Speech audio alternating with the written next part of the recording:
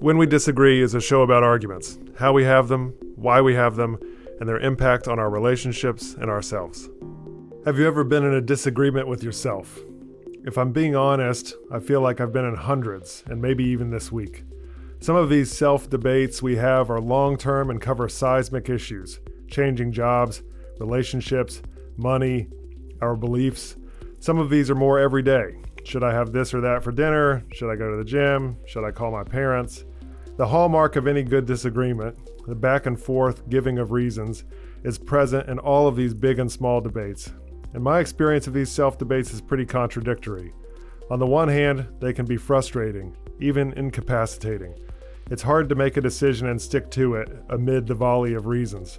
On the other hand, reason giving, and just as important, actually listening to and considering reasons, is a sign that you care and want to make a good decision. Not just to make a quick decision and stick your head in the sand and pretend the issue is resolved.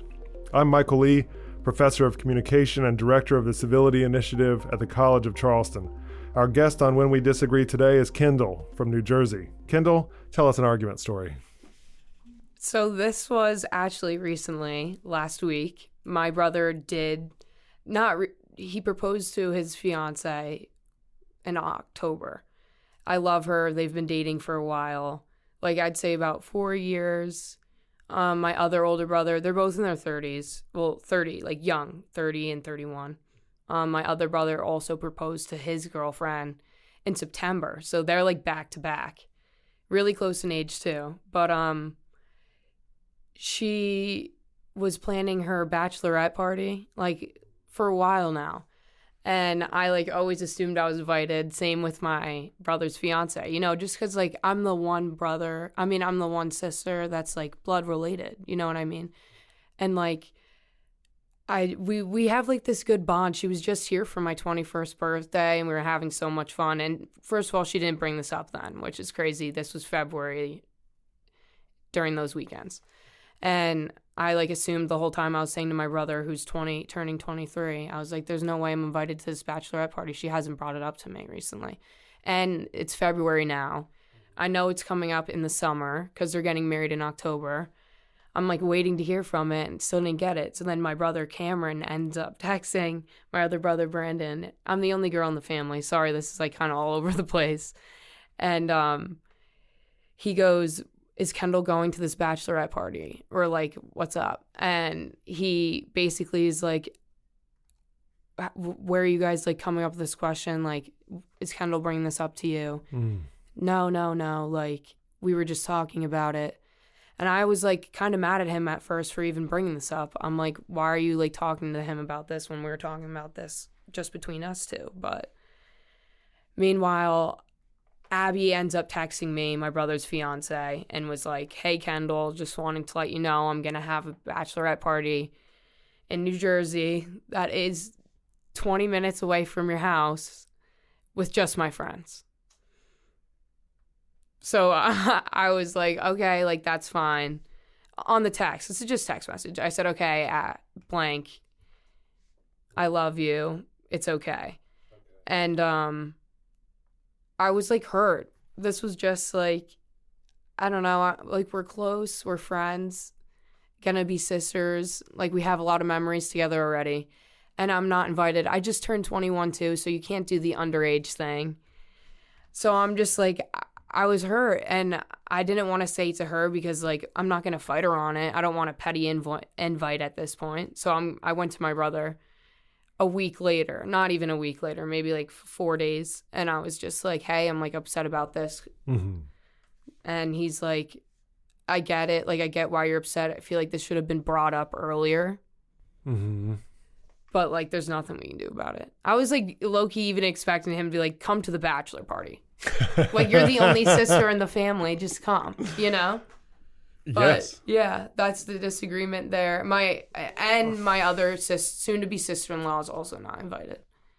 So we're both just in the dust. She's not going to be invited. My other sister-in-law is now saying that blank won't be invited to her bachelorette, her bridal, or her 30th. So let me get back up to get a full lay of the family land here. The Lannisters and the Targaryens and all the, the in-betweens.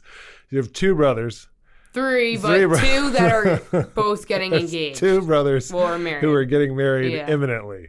Yeah. You are close with both future sister-in-laws. Yes. One sister-in-law is having a bachelorette party in New Jersey 20 minutes from your house and is not inviting you nor her other future sister-in-law. You got it. Okay. Have you ever in your whole life gotten a text from somebody in any context that says, hey, there's this thing going on close to your house that you think you might be invited to, but just to clarify, you're not invited? Never in my life, honestly, no. And what did you think when you got the text? Because it sounded like you already knew this was a thing that you were not included right when I in. saw it, I was like, fucking knew it. I don't know if I can curse on here. You're I was great. like, Run knew with it, and texted my brother who's closest to me, the 23-year-old, and was like, told you so. And he was like, no fucking way. You're kidding me. Like, this is crazy. You're the only sister, not even counting the soon-to-be sister-in-law, but like, of course, we're counting her in the whole situation. Sure. So and to clarify too, in terms of just the argument and the sense of who you're having a dispute with, obviously you're having a dispute about what sounds to me like a social, an act of exclusion, a faux pas. It could go two ways, I think. Yeah. And also, but you had an exchange of reasons with your brother where you said, I'm upset about this. And he said, there's nothing that can be done. Yeah. Yeah. Explain and I was like, to I me. can't even get a petty invite. Like, I don't even want a petty invite. Yeah. And he was like, you're not even going to get one. What's your attitude towards that, generally broadening scope a little bit? Because I've been in situations, I'm sure we all have, where we're on the outside of something looking in and think we're going to be included just de facto. Like, this is a thing, I'm in the orbit of this thing, and so obviously I'm going to get an invite. And then we don't get an invite, and then half of us feels like, well, I want to be there because I should be there and maybe it's going to be fun. And the other half feels like, well, screw you. You don't want me, then I don't want you. Yeah. How do you feel towards that? Like, heart to heart, would you want the pity invite or not? Honestly, I would love the petty invite just because, like, it's just like, it's not like a F you, like, you know? Like, at least, like, if it makes you upset, here's the petty invite. Like, at least you get the petty. I would have said no anyway if I got the petty invite. You know, like, I don't want to be there now. You want the option. I would have loved to be there, yeah. But yeah, you can't fire me. I quit. Yeah, exactly. Describe your relationship with your sister-in-law generally. I love her. She's really cool. I'm a transfer from colleges. I went to Manhattan College first. Okay. And her brother is in my grade, and we were friends even then. So like we have a relationship, and like she came to visit us there with my brother. Can you see the world through? Oh, and by the way, go ahead. Sorry to yeah, her brother's going to my brother's bachelor party. Oh, well, that's an interesting factor, isn't it? That's like a big part too. So I texted him. I'm like also in my text to my brother at first, telling him when I was upset before we had a phone call. I was like, it could also be the fact that Joe's going to yours. Like, yeah, it's not reciprocal. No. Can you see the world, or at least this bachelorette party, through her eyes? No, I totally can too. You can. I can. Explain so like that. That's why like I do feel both ways. Like she wants to spend it with her best friends. It's her 30th also that weekend. Oh, it's a double birthday party / bachelorette party? But like also like I can't go to one day. It's like 20 minutes from my house. You know what I mean? How many days is it? Probably 3. So you can, just doing the turn taking, you can kind of put your sister-in-law's glasses on and see the world the way that she wants to see the world, and say that this is a special going away party / 30th birthday party with a core friend group perhaps, and not... I mean, I guess, but like in traditional bachelorette parties. So I'm just like talking traditional wise, which I would have mine traditionally too. I'm sure yours was pretty traditional. We don't need to talk about that. Yeah, okay. Well, like I just think that the sister or brother should be invited.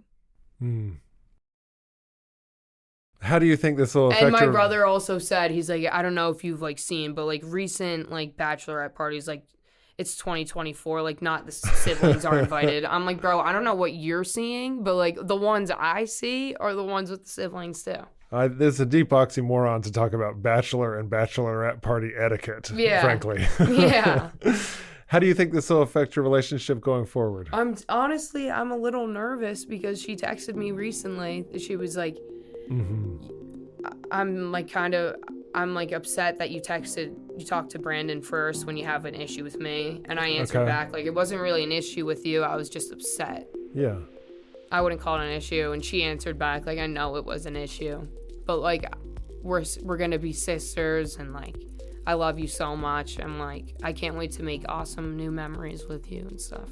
So there was a brief exchange of feelings of being upset, Yeah. her and you, and then a reaffirmation of your mutual love for one another. Yeah, but like I think it's still gonna be maybe a little weird at first.